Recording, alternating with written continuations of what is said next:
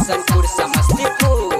हो गलियो बदनाम गे हमारा के छोरी के जैभी पियावा के साथ के।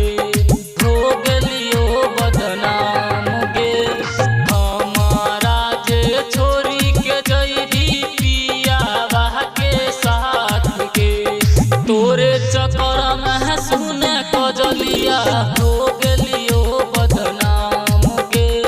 तोरे चक्कर में सुने के रधिया हो गलियो बदनाम गे।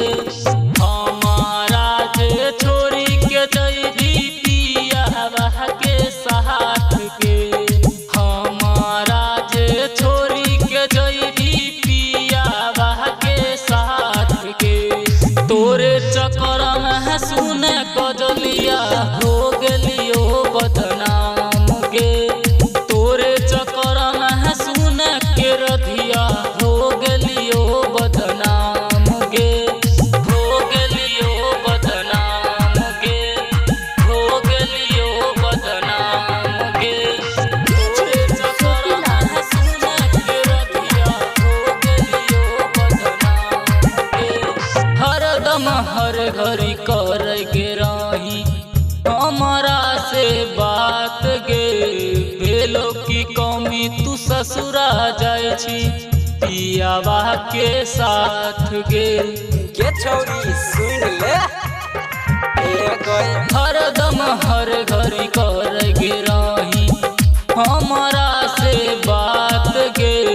भेलो की कमी तू ससुरा जाय छी पियावा के साथ गे।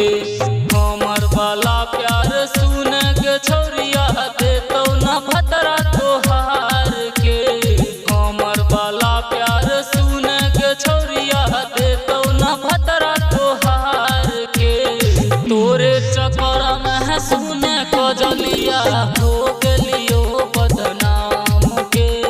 तोरे चक्कर में सुने सुनितिया हो गलियो बदनाम गे। हो गलियो बदनाम गे। हो गलियो बदनाम गे। तोरे चक्कर में सुने सुनितिया हो गलियो। खैले जे रही तू कसम किरिया गेलही तू भूल गे। राइटर नवीन निगम के छोरिया तोर दलही दिल गे। के छोरी सुन ले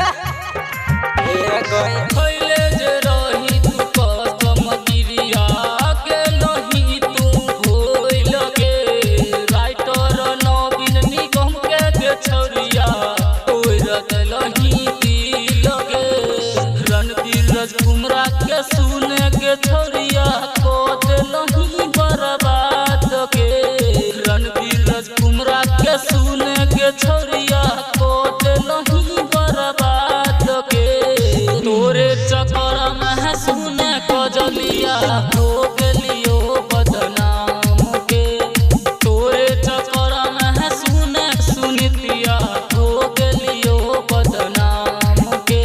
रिकॉर्डेड बाय जय मां रिकॉर्डिंग स्टूडियो।